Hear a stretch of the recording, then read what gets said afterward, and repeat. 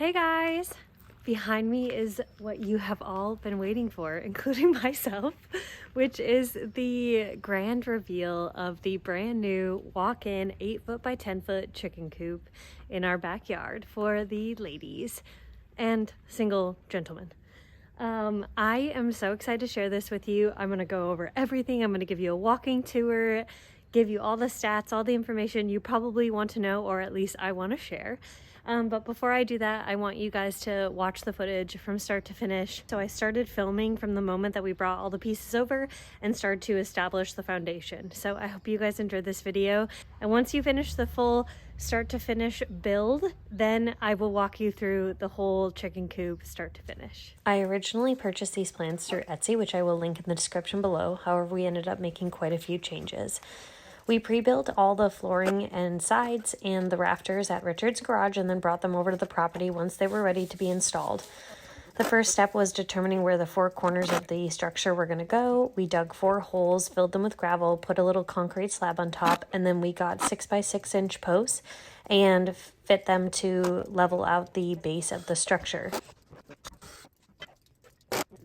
We added additional support beams around each 2 by 6 and then added a structural component in the center as well that would additionally support and make sure that the structure didn't move.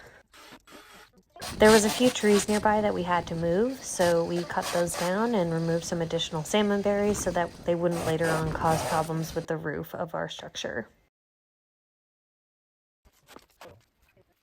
Here we're adding the middle support beam, which is just basically a giant piece of concrete, and then we attached a 2x4 and then attached additional 2x6s on either side of it to secure it into place. And this is basically because our posts aren't in the ground, they're sitting on top of concrete slabs, so that if we have a really strong windstorm, this is an additional support to make sure that the structure doesn't move at all.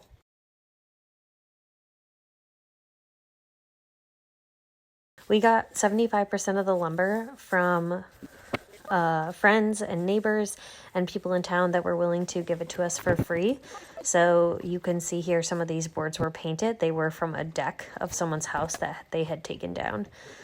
So we tried to make this project as inexpensive as possible. We still did end up having to purchase all of the plywood like you're seeing here. So we used 3/4 inch plywood for the flooring. We used 2 big sheets and then cut a 3rd piece to fill in the additional rectangles in the corner. As you can see, we dealt with quite a bit of rain and other weather elements throughout the project. When available, my husband also helped. This was definitely quite a team effort.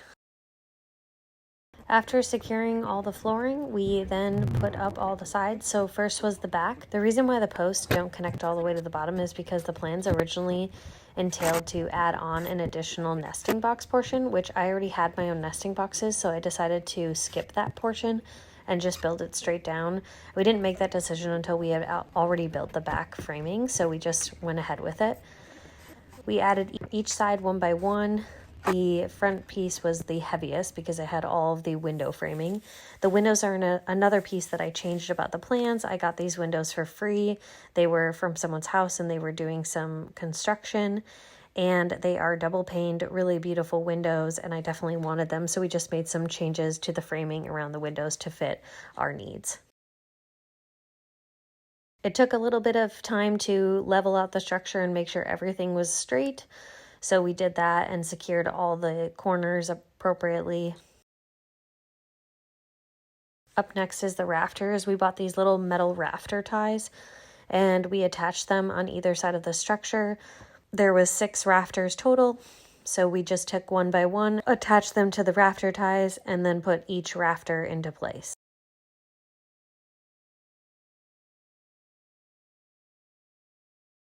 I added 2 coats to the floor of a sealant because the flooring is not a treated plywood and I wanted to give it a little bit of added protection, so I bought some Kills sealant for the floor. This stuff was really sticky and gross to deal with, but I put 2 coats of it on, thinking that it would at least help with moisture.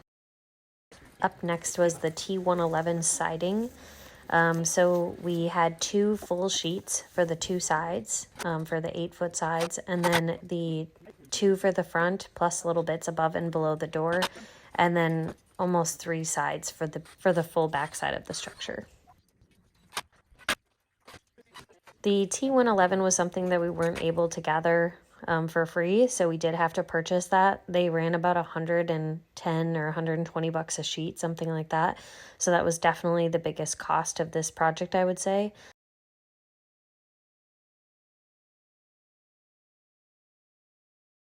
While Richard began to figure out cutting out the holes for the windows, I went around and secured all the T111. Once I saw the first window opening cut open, I knew I was going to love it. And I was not wrong. These windows really add a lot of interest. They make it so pretty, and I think just the sheer length of them makes it really interesting. The original plans had a much smaller window, and these let in so much more light, and it's really nice to be able to just look in on the chickens whenever I want. Up next, we added the plywood that was going to go onto the roof. Again, we used 3/4 inch plywood. We did have to purchase some plywood as well. We got some from some neighbors and friends, but we were able to purchase the rest. We luckily got some good weather days here to be able to do the roofing. Richard and I took a few moments to sunbathe on top of the roof once we got it in place and secured. I got really lucky that Richard was willing to take on this project with me. He is also retired, and so he was able to come over a few times while I was not around and work on bits and pieces, so I didn't end up filming the entire process start to finish, but I tried to capture as much of it as I possibly could for you guys.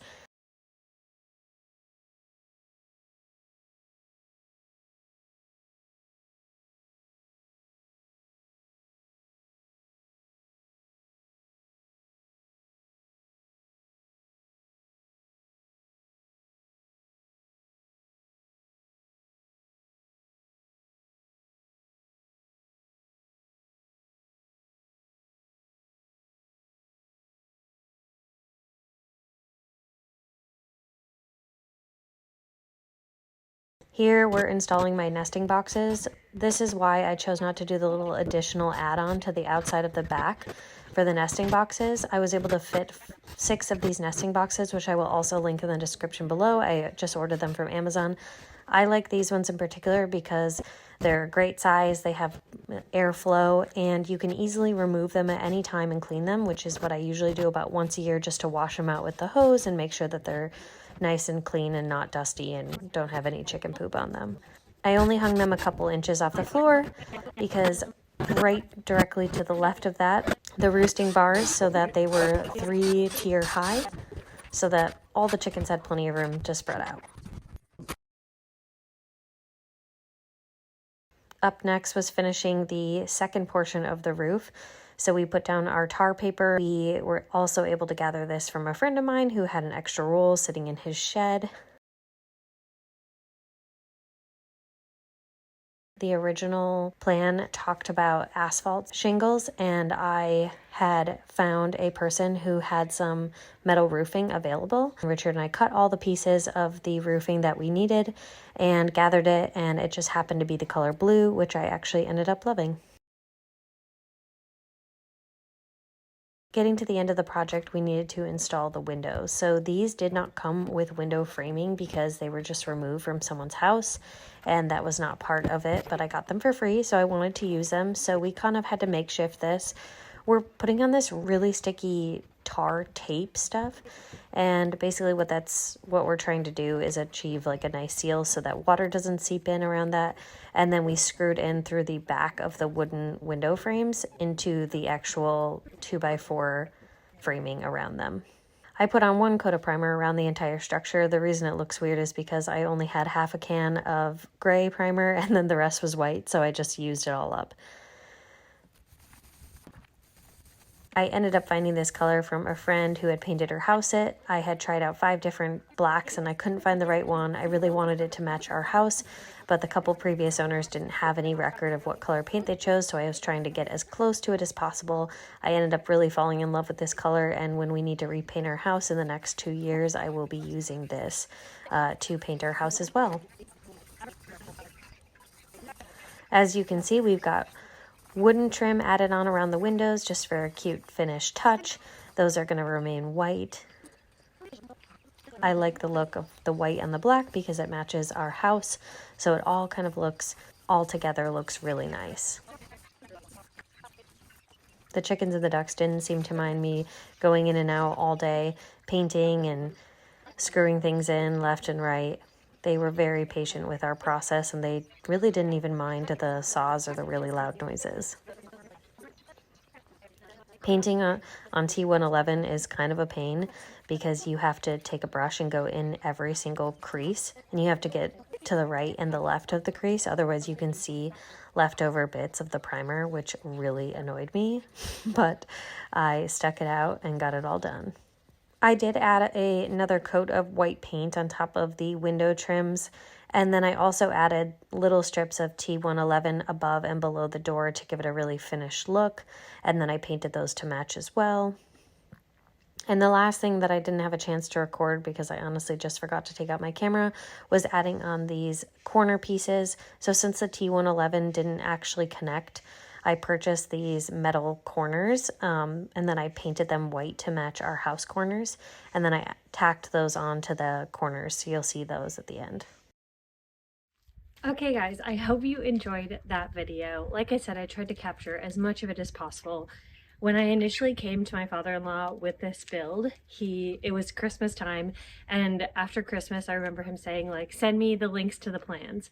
And so New Year's, or just shortly after New Year's, I sent it to him, and we started working on like random weekend days, random evenings, like whenever I had a day off, we kind of just like worked on it in his garage until we had all the framing and pieces in place to be able to build it. So that brought us to, I think, beginning of March, which is when we brought all the pieces over here and we started to actually put the structure together. Now, like I mentioned in the video, it is not the four corner posts are not actually in the ground. We dug holes, put gravel down, and then put these little concrete slabs, and then we had a cinder block kind of thing in the middle to secure it in place. However, the structure, now that it's fully built, is very heavy, so I'm not worried about it, you know, being moved. So like I mentioned, we made quite a few adjustments. We decided not to build the additional add-on. All the information for the plans is linked down in the description below, and I purchased it off of Etsy for a few dollars. So I was able to scavenge quite a few of the things. So most of the wood we were able to gather from myself and Richard, friends, family in town. I posted on Facebook Marketplace requesting scraps, and I was able to gather quite a bit of stuff, even some T111 and plywood, which wasn't perfect fits, so we just kind of cut that and used it mostly on the back side where we weren't going to be able to look at. And then I was able to snag this metal roofing, which I feel like is a big improvement and will make the structure last a lot longer. I will say that this project is not 100% done. There's something inside that I'll show you that I'm gonna finish here in the next couple, days to a week or so. I've been thinking about this door a lot, and I was trying to figure out what I want to do, if I want to paint it, if I want to leave it wood. I ended up really loving the wood look, but I just haven't had a chance yet because we've been being dumped with rain the past couple days. So I am going to sand it down and put a fresh coat of stain on it so that it looks really freshed up. This is an old wooden solid core door. So I really love it and I want to be able to use it, but it just needs a little refresh. So I'll throw that footage up at the very end of this video if you are interested in seeing what that actually looks like. So like I mentioned, I got these windows for free. We did some kind of makeshift framing to make them work. And then we just added some trim to make them look pretty. I will also link in the description below the color of stain that I used for the structure, as well as the color of white for my paint. And if you guys are ready for it, let's go on in and take a look. Keep in mind this is a chicken coop, so it's not perfectly clean. Okay, so in this structure we have a 3-tier roosting bar, which we just made out of scrap 2x4s and 2x2s. I know sometimes people make their roosting bars with 2x4s, but my chickens were used to this, and this is what they used in the other coop. We also live in a very temperate climate, so making sure that they were flat so that they could keep themselves warm isn't really essential here. It just really doesn't get that cold. I have temporarily newspaper and then some bedding on top of it. The majority of where they poop in the coop is directly below their roosting bars. So I'm just using this temporarily until I gather and acquire some more empty feed bags. And then I'm going to have all the empty feed bags under each of the roosting bars, just like this one is. I just tacked it on with some staples, and then it basically just collects their poop, and it's really easy. Then you can just lift it and tip it out, or if it gets really soiled, you can just remove it entirely. So I'm going to have these run all the way across. In the meantime, I've just been using newspaper with a layer of cardboard underneath and throwing some bedding on it, and I've been leaving all of this completely empty because I just come in here with a broom or a shovel and just scrape it right out and throw it into a bucket out the door, and that just works totally fine. Over here we have the nesting boxes. There is 6 of them all the way across here. They're, I think, maybe like 3 to 4 inches off the ground. The lowest nesting bar is at 12 inches, and then they're spaced 10 inches apart so that each chicken, you know, has adequate space widthwise and lengthwise. And then each of the nesting boxes, they kind of change each day which they like to use. This one in the corner is a favorite, this one right here is a favorite, and also sometimes this one. They actually have never used these two. I don't know why, they just really like these ones, maybe because they have less privacy right here with the door. So the reason it's a little bit more messy than I would like is because now that I have this beautiful structure, the ducks have actually taken accustomed to it, which is funny because previously the ducks, no matter if it was raining, sleeting, hailing, snowing, they would be outside. I couldn't get them to go in the coop if I wanted to. They just loved it out there. But now at night, I'll look outside and the ducks are nowhere to be found, and I'll come out here to check because I'm like worried that they're like missing or something. They're just in here sleeping with the chickens. It is so funny. And my ducks also started laying their eggs in the nesting boxes. I didn't know that ducks were that smart. I thought they just laid them wherever, which is what they were doing for many months. They just laid them out in the run wherever they liked, and I had to go around on like a little Easter egg hunt every day to find the duck eggs. But now, you guys, they come and they lay them in the nesting box. It's very weird, but I love it. It makes it way better, and I also don't have to... I almost never wash any of my chicken eggs because they stay really clean in the nesting boxes, but the duck eggs I always had to wash because they would just lay them out and they would get muddy and trampled on and whatever. And so now I don't even have to wash the duck eggs 99% of the time because they're laying them in these clean nesting boxes. So great job, ducks. I don't know what caused you to do that, but success. Over here I have the cutout. This is just for the door to go out. They have their little ramp. In this corner, I just stock all of the feed and bedding. So we've got chicken food, baby chick food. We've got some snacks. They're getting low on their mealworms or black fly larvae. And then this is my rabbit food, hay and the pellet feed. And then over here, I've just got some more bedding. So I just keep this all in here. They've got lids on it. It never gets messy, and it just stays right here. It's so great. And it's all covered now. Before, all of this stuff had to be in my garage. Now I get all that space back in the garage, and all my chicken and animal stuff can just live out here in the coop. It is great. I probably will add shelving right above here to put little stuff like my additional supplements, treats, things like that. I'll probably add a little shelf right here. I also like to keep all of my egg cartons that I stock and everything like that up here. So that's the only other thing, is just to add a nice little shelf there. So I'll just walk you guys around the coop so that you can get a look for it and get a feel for the structure. So on the front side here, you can see the roof line, our windows, and I love that the door has a big window. It lets in a lot more light. I would like to add some windows on the back side of the coop, and I'll show you that. Do have a little bit of a bump here, so eventually I will like to build like 1 or 2 steps down, so that'll be coming up. And then I'm going to add some flower boxes either below the windows and attached to the structure, or just big baskets, something to do with some decorative stuff right underneath the windows. And this is kind of the backside of the structure. Like I mentioned, we were able to get some of the T111. So this piece right here on the back of the structure is split in 2. So it looks a little bit imperfect, but no one's going to see it because it's on the back side. So this is kind of what the structure looks like. And then their run kind of pushes out. And then they exit the structure right here into their big L-shaped chicken run. It's really nice, you guys, to be able to come in, creep through these windows, and at night, sorry, the reflection is kind of bad, but you can see them all sitting on their little roosting bars. It's so cute.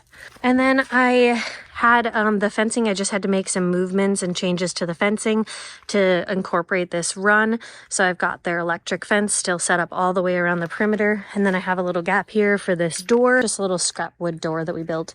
and added onto here so that I could walk directly into the chicken run. I keep their water out here. Obviously the duck pond is out here, and that is our little tiny shed for the baby chickens, or soon to be the baby ducks. Everyone seems pretty content with the new structure. I haven't had any complaints, and obviously the ducks are liking it. Ducks, what do you think of the new coop? And the teenagers now are on the roosting bars, and they hop up all the way to the top roosting bar. It's so cute. That is the full tour of the new walk-in chicken coop. I hope you guys enjoyed it. Like I said, I will add additional footage right at the end of this video of just what the door ended up looking like once I sanded it and restained it. But I just love how it turned out. It looks so beautiful. I love that it matches and coordinates with our house. White trim around the windows and the corners, and then the look of the door and our paint. Thank you so much for watching this. I hope you guys enjoyed it, and we'll see you later.